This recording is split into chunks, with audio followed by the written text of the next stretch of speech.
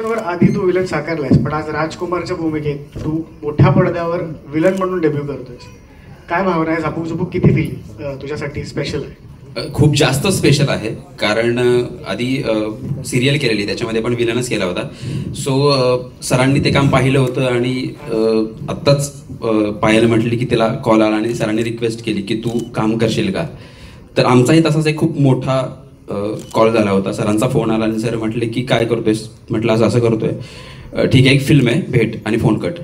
So एवढंच आमचं communication झालेलं होतं. त्याच्यानंतर सगळ्यात मोठी प्राऊड गोष्ट माझ्यासाठी ही होती की सरांनी डिरेक्टली घरी बोलवलं होतं. त्यावेळी जुई पण होती आणि मी केदार सरांच्या घरी जाऊन बसलोय आणि समोर सर गोष्ट सांगतायत फिल्मची.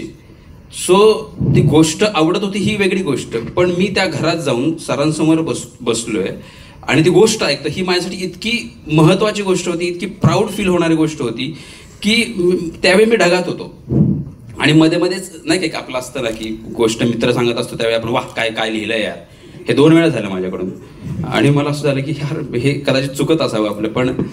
पण सरांनी गोष्ट सांगितली. त्याच्यानंतर चांगलं कसं म्हणावं, कारण आपला तेवढा एक्सपिरियन्स पण नाही आहे.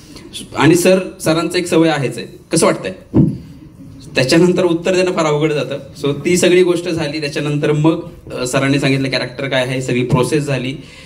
आणि त्याच्यानंतरचे 4 महिने खूप अवघड आनंद देणारे पण होते, कारण ती प्रोसेस जी होती झापूक झुपूकची, पूर्ण महिनाभर शूट, त्याच्या आधीची 2 महिन्यांची प्रोसेस, याच्यामध्ये आम्ही इतके कोळून निघालो आणि त्याच्यानंतर ही फिल्म साकार होतीये. सो मला तरी असं वाटतंय की पहिल्यांदा सर्व प्रेक्षकांनी थिएटरमध्ये या, ही फिल्म बघा.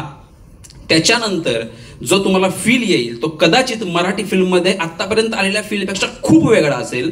सो मी तुम्हाला सगळ्यांनाच रिक्वेस्ट करतो की ही फिल्म 25 एप्रिलला थिएटरमध्ये जाऊन बघा. Thank you so much.